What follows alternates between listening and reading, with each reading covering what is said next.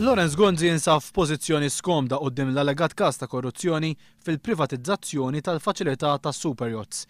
Każ illi kemm il-Prim Ministru Lawrence Gonzi kif ukoll il-Ministru tal-Finanzi Tonio Fenech ippruvaw jagħtu l-impressjoni li kien biss ibbażat fuq għajdut. One News ipprova jieħu r-reazzjoni tal-Prim Ministru dwar kif fl-aħħar jiem il-Ministru Carmen Mifsud Bonnici ikkonferma li l-ħidma tal-Pulizija fuq il-każ ġiet konkluża u anke bdew proċeduri kriminali kontra persuna. It-tlieta 11 Ottubru Lawrence Gonzi qal biss illi ma jafx għal liema każ qegħdin nirreferu.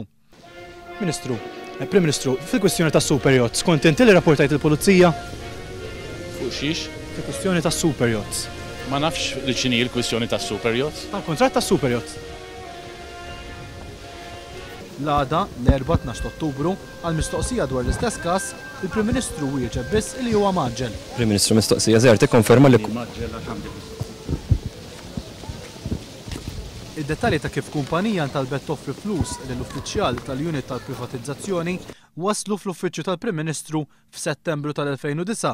L-unika pass minn Kastilja kien il-każ ġie mgħoddi lil Tonio Fenech bħala l-Ministru responsabbli mill-privatizzazzjoni.